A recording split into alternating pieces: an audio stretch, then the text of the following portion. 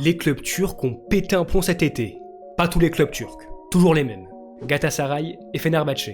Et on démarre par le Fener, qui a un objectif bien précis, revenir sur le gala. Le gala, est-ce que ça se dit? Je sais pas.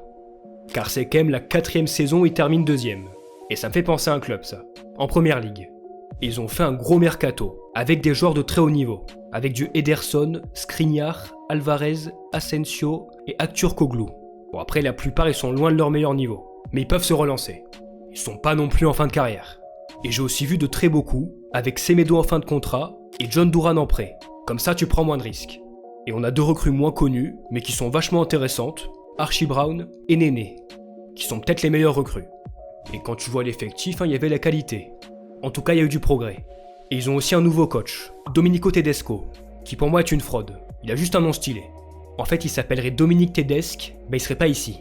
Enfin, j'espère je me trompe, mais pas fan du choix.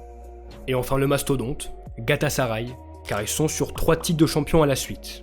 Ils ont fait un mercato stratosphérique, à 150 millions d'euros. Et surtout, 75 millions sur Osimhen. D'où ils sortent autant d'argent? Il y a plein de raisons, notamment les sponsors.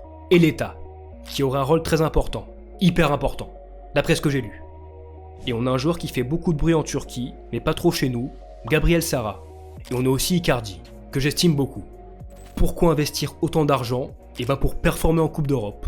Car c'est pas leur point fort. Ils sont seulement 10e au classement UEFA, derrière la Tchéquie, la Belgique ou les Pays-Bas. Et donc il faut remédier à ça. Voilà pourquoi tout l'argent.